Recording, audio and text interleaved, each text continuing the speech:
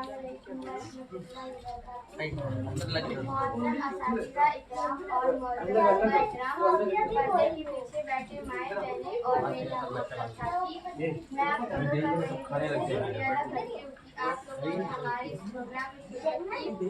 अल्लाह ताला आप सबके आने को कबूल फरमाए। आज मैं आप लोगों के सामने नमाज के उन्वान पर एक बयान पेश करने जा रही हूँ। अरकान इस्लाम में नमाज की सबसे ज़्यादा अहमियत है। इसी वजह से ईमान लाने के बाद सबसे पहला मुतालबा नमाज का होता है। तमाम इबादतों में सबसे अफजल इबादत नमाज है। नमाज एक अहम इबादत है। इस्लाम में नमाज को जितनी अहमियत दी गई है, किसी और इबादत को इतनी अहमियत नहीं दी गई। आखिरत में सबसे पहले नमाज का हिसाब होगा। नबी करीम सल्लल्लाहु अलैहि वसल्लम ने फरमाया, क़यामत के दिन आदमी के अमाल में सबसे पहले फर्ज नमाज का हिसाब लिया जाएगा। नमाज बुरे कामों से रोकती है और अच्छे कामों और अखलाक से आरास्ता करती है। अल्लाह ताला का इरशाद है, बेशक नमाज बेहयाई और बुरी बातों से रोकती है।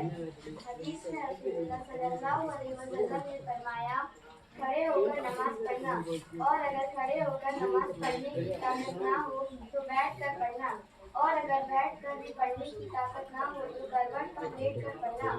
कुरान में अल्लाह ताला ने फरमाया, और जब तुम जमीन में सफर करो तो तुम पर कोई हर्ज नहीं इस बात में कि नमाज में कसर करो। नमाज इस्लाम का दूसरा रुकन है, जिसको दीन का सुकून और दीन की बुनियाद बताया गया है। अगर नमाज अच्छी निकल आई तो वह शख्स कामयाब होगा, और अगर नमाज बेकार साबित हुई तो वह शख्स नाकाम होगा, और अगर नमाज में कुछ कमी पाई गई तो अल्लाह ताला इरशाद फरमाएंगे, देखो इस बंदे के पास नस्लें भी हैं जिनसे फर्जों को पूरा कर दिया जाएगा, और उसके बाद इसी तरह बाकी अमाल का हिसाब लिया जाएगा। नमाज से दीनी और दुनियावी फायदे बहुत से हैं। नमाज इंसान से बुज़दिली और कंजूसी को दूर करती है और इसको में वुसअत पैदा करती है। अल्लाह ताला हम सबको अमल की तौफीक अता फरमाए। आमीन।